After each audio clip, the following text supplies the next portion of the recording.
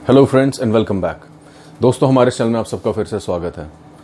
Friends, अपने पिछले video में हमने रैम यानी कि रैंडम एक्सेस मेमोरी के बारे में बात की थी और साथ ही साथ हमने रैम के दो अलग अलग टाइप्स यानी डायनामिक रैम और स्टैटिक रैम के बारे में भी बात की थी। दोस्तों, इलेक्ट्रॉनिक डिवाइसेस में मेमोरी का दूसरा जो टाइप आता है उसे कहा जाता है रोम।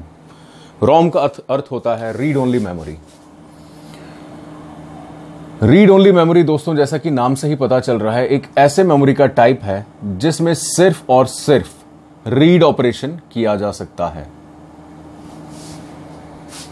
इसका मतलब यह है दोस्तों कि एक बार जब यह मेमोरी प्रोग्राम की जाती है, यानी एक बार जब इसे बनाया जाता है, फैब्रिकेट किया जाता है, एक बार इसमें जब स्टोर हो गया, फिर स्टोरेज के बाद इसमें से सिर्फ हम इंफॉर्मेशन रिट्रीव कर सकते हैं या देख सकते हैं, उसमें बदलाव नहीं कर सकते। जैसे कि रैम में हम देखते थे कि राइट और रीड ऑपरेशंस दोनों चलते हैं।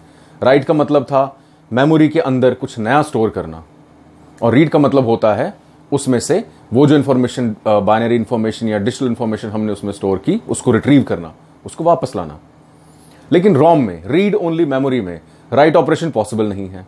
यानी हम अपनी तरफ से कुछ भी नया फीड नहीं कर सकते मेमोरी बैंक में या मेमोरी की सेल्स में, बल्कि हम सिर्फ एक ऑपरेशन कर सकते हैं कि ऑलरेडी जो उसमें स्टोर्ड बाइनरी इंफॉर्मेशन है उसको रिट्रीव कर सकते हैं, वापस ला सकते हैं। दोस्तों, अनलाइक रैम, जहां हमने रैम के बारे में बात की, दोनों डायनामिक और स्टैटिक टाइप्स ऑफ रैम जो हैं, वो दोनों हमने बात की थी कि वॉलेटाइल होते हैं। यानी अगर पावर जो सप्लाई है मेमोरी सेल्स की या जो ओवरऑल वोल्टेज पावर हम देते हैं उसको स्टोरेज सेल्स को, वो अगर हम काट दें यानी पावर कट हो जाए अगर, तो जो भी हमने उसमें डेटा या बाइनरी इंफॉर्मेशन स्टोर की थी वो सब की सब इनवैलिड हो जाएगी, वैनिश हो जाएगी। लेकिन रोम दोस्तों नॉन वोलेटाइल है। ये इसका सबसे बड़ा एडवांटेज है ओवर रैम। नॉन वोलेटाइल से मेरा मतलब ये कि इवन अगर पावर काट दिया जाए, लेकिन रोम में जो इंफॉर्मेशन स्टोर हो गई वो हो गई, वो पावर कट के साथ खत्म नहीं हो जाती, इनवैलिड नहीं हो जाती, बल्कि स्टोर ही रहती है। ये एक बहुत बड़ा एडवांटेज माना गया रीड ओनली मेमोरी का रैंडम एक्सेस मेमोरी के ऊपर।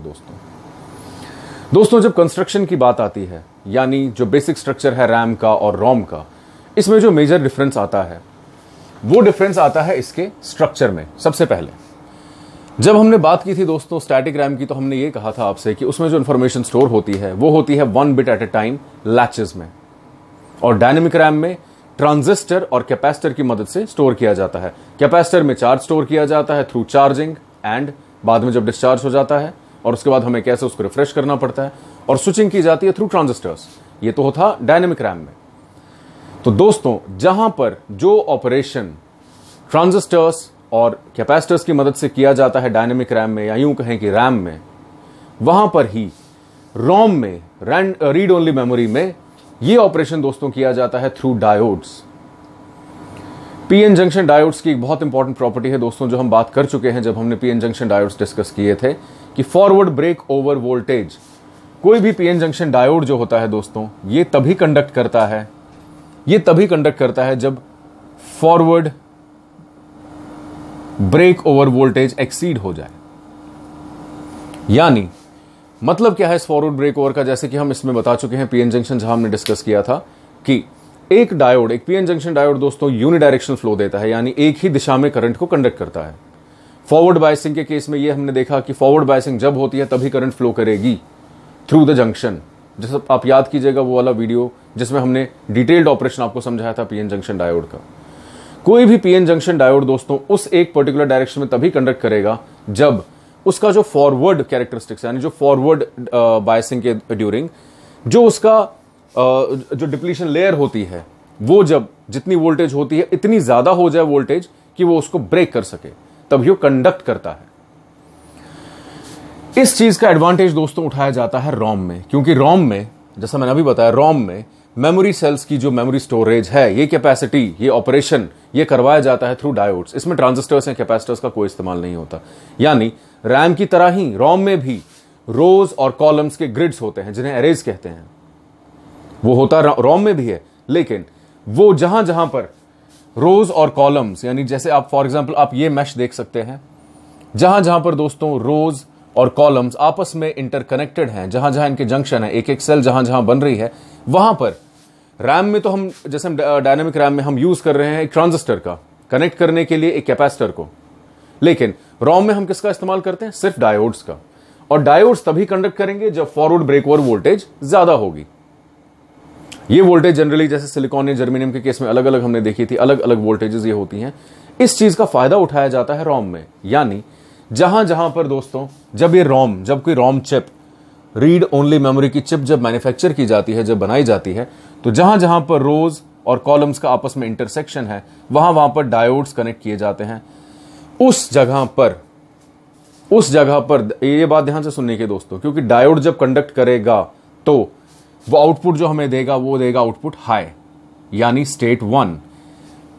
यानी जहां जहां पर हमें 1 इंफॉर्मेशन स्टोर करवानी है, वहां वहां पर हम हाई एक एक डायोड कनेक्ट कर देंगे।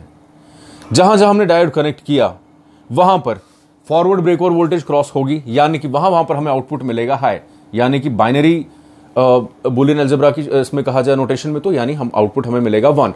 यानी जिस मेमोरी सेल में, जिस मेमोरी सेल के इंटरैक्शन में या जिस मेमोरी सेल के बाइनरी सेल के अंदर हमें स्टोर करवाना है 1, वहां वहां पर ही हम डायोड कनेक्ट करेंगे, बाकी जगह हम कोई डायोड कनेक्ट नहीं करेंगे। इससे क्या होता है दोस्तों, एक बार जब कंडक्शन हो गई, 1 जब स्टोर हो गया, अब वो रिट्रीव नहीं किया जा सकता, वो स्टोर हो गया। ये तब होता है जब हम रोम चिप को मैन्युफैक्चर करते हैं। उसमें इंफॉर्मेशन एक ही बार पड़ती है जब हम उसको फैब्रिकेट करते हैं, जब हम उसे बनाते हैं, मैन्युफैक्चर करते हैं। मैन्युफैक्चरिंग प्रोसेस की ड्यूरिंग रोम चिप में हमने जहां जहां पर डायोड्स लगा इंटरसेक्शन में, वहां वहां पर 1 स्टोर हो गया, जहां नहीं वहां 0।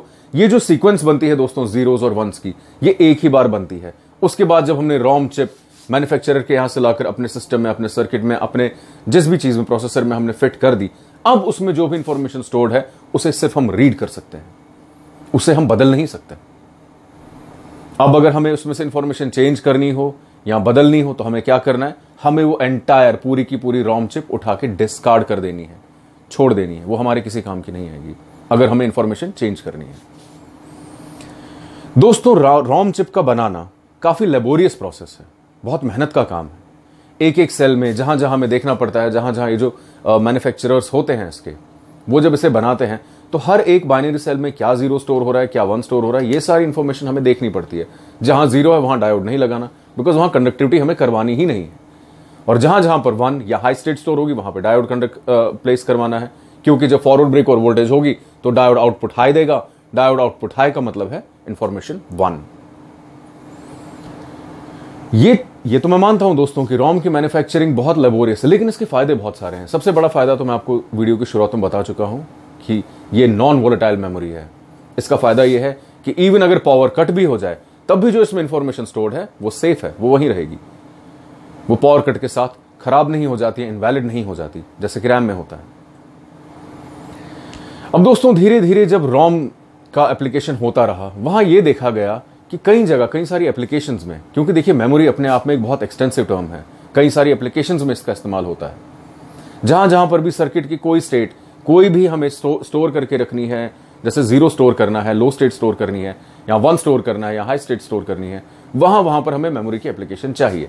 यानी कि मेमोरी को जब भी हम दोस्तों एप्लीकेशन वाइज देखते हैं तो उसकी versatility is a big factor. Versatility से मेरा मतलब है उसे कितनी सारी एप्लीकेशंस में उसका इस्तेमाल किया जा सकता है।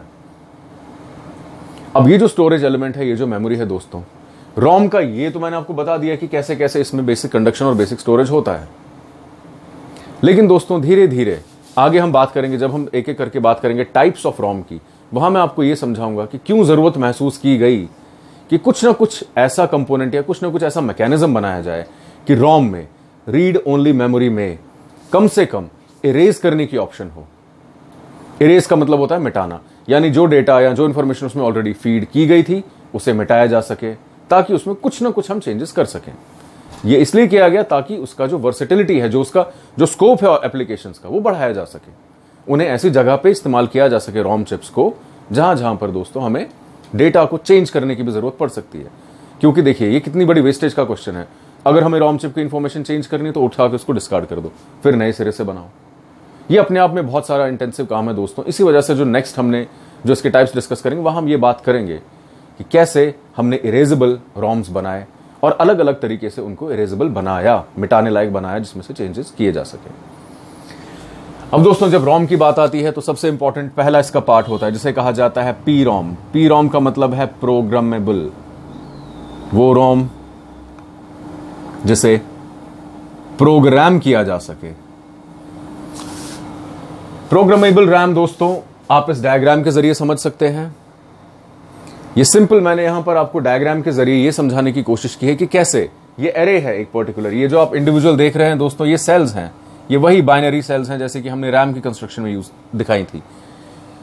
जहां जहां पर दोस्तों ये सपोज कीजिए, देखिए एक इनपुट साइड ये है, दूसरा ये है, जहां जहां पर दोस्तों इन सेल्स का इंटरैक्शन जॉइंट बन रहा है, जहां जहां पर ये आपस में इंटरैक्ट कर रही हैं, वहां वहां पर एक प्रोग्रामेबल रोम में, यानी एक ऐसी रोम जिसको प्रोग्राम किया जा सके, उसमें क्या होता है कि जहां जहां पर भी इंटरसेक्शन के जॉइंट्स है वहां पर हम एक छोटा सा फ्यूज लगा देते हैं। जब हम ये फ्यूज लगाते हैं दोस्तों, इसका मतलब ये है, ध्यान से समझिएगा इस चीज को, इस फ्यूज के जरिए ये लाइन कनेक्टेड है इस लाइन के साथ। यानी अब अगर मैं आपको इसका थोड़ा बहुत मैग्नीफायर के जरिए दिखाना चाहूं, सपोज ये तो हमने एंटायर कंस्ट्रक्शन की बात की, अब अगर हम बात करें सिर्फ एक फॉर एग्जांपल एक बाइनरी सेल की, ये देखिएगा दोस्तों, ये देखिए, सिर्फ आप फोकस कीजिए इस एक पर्टिकुलर सेल पर, क्योंकि हर किसी सेल में ऐसा ही होता है। ये देखिएगा ध्यान से,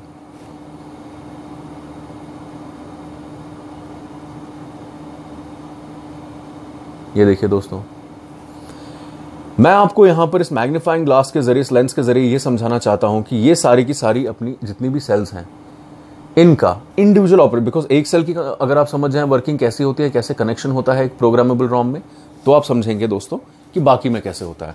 अब जो मैंने आपको यहां पर एरिया ये दिखाया, लेट्स से हम इसी को थोड़ा बहुत मैग्नीफाई करते हैं। ये एक इनपुट आ रहा है लाइन, ये दूसरी इनपुट लाइन जा रही है, यहां बीच में दोस्तों एक शॉर्ट फ्यूज कनेक्टेड है। यानी जब ये लाइन इसके साथ कनेक्टेड है तो दोस्तों इस सेल का कनेक्शन है, यानी कि कंडक्शन हो रही है। आउटपुट क्या होगा दोस्तों? आउटपुट नेचुरली 1 होगा, हाई होगा। क्यों? क्योंकि कंडक्शन हो रही है। जब एक पीरोम हम बनाते हैं दोस्तों, हम सबसे पहले इनिशियली ये सारे फ्यूजेस जितने भी आप ये देख रहे हैं सारे के सारे ये इंटैक्ट होते हैं, जुड़े हुए होते हैं। लेकिन उसके बाद हम क्या करते हैं दोस्तों, एक बार जब हमने इनको जोड़ दिया, अब हमने बना दी ये एक, अब ये मान लीजिए एक ऐसी प्रोम है, एक ऐसी प्रोग्रामेबल रोम चिप हमारे पास है जिसमें सारे के सारे फ्यूज अभी इंटैक्ट है, ये अभी कच्ची है, रॉ है, इसमें हमने कोई इंफॉर्मेशन स्टोर नहीं की। अब दोस्तों इसमें क्या होता है, जहां जहां पर, ध्यान दीजिएगा, जहां जहां पर हमें 0 चाहिए वहां पर हमें क्या करना है, हमें इन दोनों लाइंस के बीच का कनेक्शन बर्न आउट कर देना है, जला देना है, खत्म कर देना है। जब हम कैसा करते हैं, हम एक एक पर्टिकुलर लोकेशन, जहां जहां पर हमें जिस जिस सेल में 0 स्टोर करना है वहां पर हम चार्ज के जरिए हम करंट, एक पर्टिकुलर वैल्यू, एक पर्टिकुलर अमाउंट की करंट पास करते हैं, जिससे क्या होता है कि ये फ्यूज जल जाता है, बर्न हो जाता है। जब ये बर्न हो गया तो नेचुरली उस सेल की वैल्यू क्या बन गई? 0। जहां जहां पर हमें 1 रखना है वहां इसको छेड़ा नहीं जाता, वहां उसको एज इट इज रखा जाता है। यानी अगेन ये तब किया जाता है जब हम इस पी रोम चिप को मैन्युफैक्चर कर रहे हैं, बना रहे हैं। यानी जहां जहां पर हमें 0 चाहिए वहां पर वोल्टेज अप्लाई करो, उस पर्टिकुलर से वोल्टेज एप्लीकेशन से क्या होगा कि फ्यूज जल जाएगा। ये पूरी की पूरी बहुत डिटेल्ड प्रोसेस होती है दोस्तों। ये बहुत ही ज्यादा लेबर इंटेंसिव काम है, इसमें बहुत मेहनत लगती है और बड़ी डिटेल्ड, बहुत ही ज्यादा प्रिसीजन का काम है, बड़ी एक्यूरेसी इसमें चाहिए दोस्तों। जब ये किया जाता है, जब ये फ्यूज ब्लो आउट हो गया, यानी उस पर्टिकुलर सेल में अब इन दोनों इनपुट लाइंस के बीच में, इन दोनों डेटा लाइंस के बीच में कनेक्शन 0 हो गया, कनेक्शन जल गया, बर्न हो गया। इस प्रोसेस को कहा जाता है दोस्तों बर्निंग, जैसा कि नाम है, बर्निंग द चिप या बर्निंग द रोम, या कहीं कहीं पर बर्निंग द पी रोम, ये बात एक ही है, बर्निंग कहा जाता है इसे। आपने कभी कभार अगर ध्यान दिया हो दोस्तों, कभी भी हम मेमोरी डिवाइसेस की बात कर रहे हैं, हम कहते हैं इस डिस्क को, या इस पर्टिकुलर डिस्क जब हमारे पुराने जमाने में हम बहुत यूज करते थे एक्सटेंसिवली, आजकल के टाइम में भी दोस्तों जब भी हम चिप्स का इस्तेमाल करते हैं मेमोरी में, हम हमेशा कहीं ना कहीं ये टर्म जरूर यूज करते हैं कि इस चिप को हमें बर्न करना है। बर्न करने का मतलब ही होता है इसको हमें प्रोग्राम करना है। प्रोग्राम करने का मतलब उसमें ये जीरोस और वंस की सीक्वेंस, ये जीरोस और वंस का इंफॉर्मेशन इसमें स्टोर करनी है। कैसे करनी है, उसे बर्निंग कहते हैं। क्यों कहते हैं burning? Because applied electrical field से क्या होता है, वो फ्यूज, पर्टिकुलर फ्यूज जहां पर 0 चाहिए वो जल जाता है, और जहां पर हमें 1 चाहिए वो इंटैक्ट रहता है। तो दोस्तों ये था बेसिक मैकेनिज्म प्रोग्रामेबल रोम का। अब इसके बाद जो फर्दर टाइप्स हैं दोस्तों रीड ओनली मेमोरी के, हम उनके बारे में बात करेंगे अपने अगले वीडियो में। तो उम्मीद है आज का ये वीडियो आपको इन्फॉर्मेटिव लगा होगा, पसंद आया होगा। दोस्तों अपने इस पर्टिकुलर टॉपिक के बारे में या इससे पहले जितने भी हमने प्रीवियसली डिस्कस्ड कोई भी टॉपिक है उसके बारे में अगर आपके मन में कहीं पर भी कोई सवाल है, कोई डाउट है, तो नीचे कमेंट्स में जरूर पूछिए, उसका उत्तर देने में हमें बेहद खुशी होगी। कृपया हमारे इस चैनल को लाइक और सब्सक्राइब जरूर कीजिए। Thank you.